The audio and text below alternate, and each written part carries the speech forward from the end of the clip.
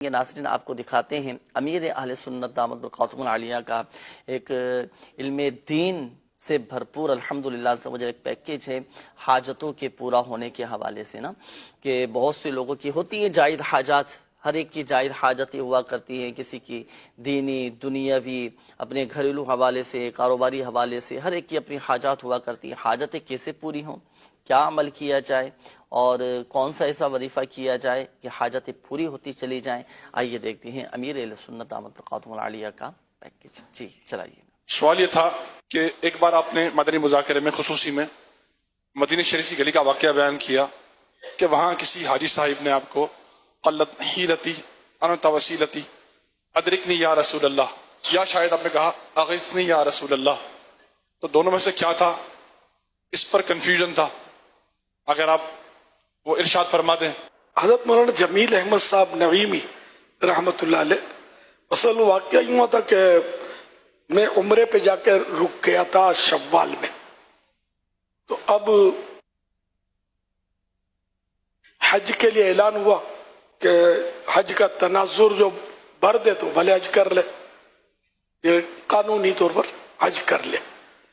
تو میں نے سیدی قطب مدینہ سے عرض کیا کہ میں کیا کروں، دوستوں کا تو یہی تھا کہ کوئی پوچھتا نہیں ہے بولتا نہیں ہے، خیر سیدی قطب مدینہ نے فرمایا کہ غیر قانونی نہیں کرنا ہے، قانونی حج کریں۔ پھر میں نے پاسپورٹ کسی ایجنٹ کو دیا، کسی اس وقت تو دعوت اسلامی تو بنی بھی نہیں تھی، تو کسی دوست کے ذریعے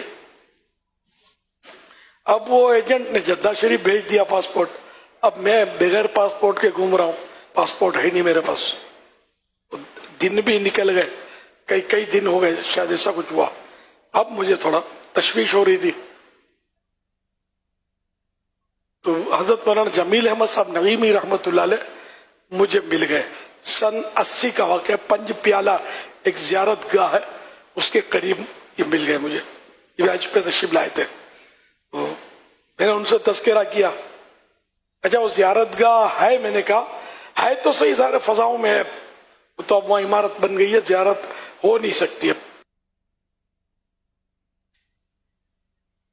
تو انہوں نے مجھے بتایا کہ قلت حیلتی انت وسیلتی اغثنی یا رسول اللہ آپ پڑھیں، میں آپ کو اجازت دیتا ہوں۔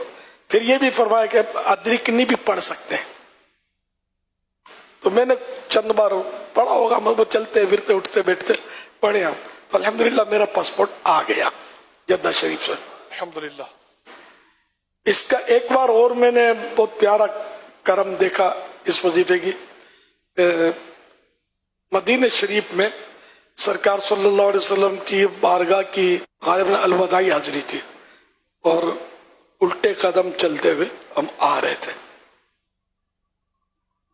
ایک جو تھا شخص، وہ اب پتہ نہیں وہ با اختیار تھا یا بے اختیار تھا، وہ تھا کوئی اسی طرح کا، وہ کڑکڑ کرنے لگا اور مجھے پکڑنے کے لیے آگے بڑھنے لگا، اس طرح بیچ بچاؤ کر رہے تھے، اور وہ مطلب بہرحال تو میں نے یہ پڑھنا شروع کر دیا، الٹا چلتا رہا، قلت حیلتی انت وسیلتی ادرکنی یا رسول اللہ۔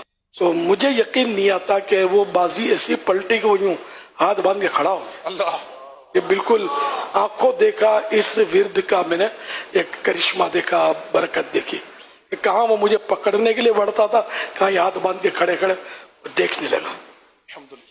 اور الحمدللہ میں اپنے حساب سے الٹا چلتا ہوا۔ یہ ورد بہت اچھا ہے حاجت براری کے لیے، تو بے شمار بار پڑھنا ہوتا ہے، وضو نہ ہو تب بھی پڑھ سکتے ہیں۔ قلت حیلتی انت وسیلتی ادرکنی یا رسول اللہ، یہ اغثنی یا رسول اللہ۔ اغثنی کا تلفظ ذرا مشکل ہے، اس لیے میں ادرکنی عام طور پہ بتاتا ہوں، یہ آسان ہے، دونوں میں جو بھی پڑھے۔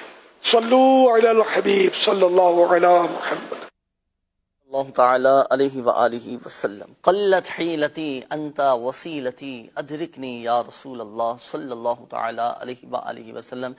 جائز مقاصد میں کامیابی کے لیے، حاجتوں کے پورا ہونے کے لیے زبردست وظیفہ، بہترین وظیفہ یہ الحمدللہ سبحانہ امیر اہل سنت دامت برکاتہم العالیہ نے عطا فرمایا ہے. تو ہمارے ناظرین، تمام ہی ناظرین یہ وظیفہ پڑھ سکتے ہیں الحمدللہ سبحانہ. اس کی برکتیں بھی ملیں گی اور الحمدللہ سبحانہ حاجتیں بھی پوری ہوتی چلی جائیں گی. کوئی وقت خاص نہیں ہے، جب چاہیں، جس وقت چاہیں، جتنا چاہیں یہ وظیفہ اپنی زبان پر جاری رکھیں اور پیارے آقا صلی اللہ تعالی علیہ وآلہ وسلم کی بارگاہ میں استغاثہ پیش کرتے رہیں، عرض کرتے رہیں قلت حیلتی انت وسیلتی ادرکنی یا رسول اللہ صلی اللہ تعالی علیہ وآلہ وسلم. انشاءاللہ الکریم اللہ کی رحمت سے کرم ہوگا اور کام بنتے چلے جائیں گے انشاءاللہ.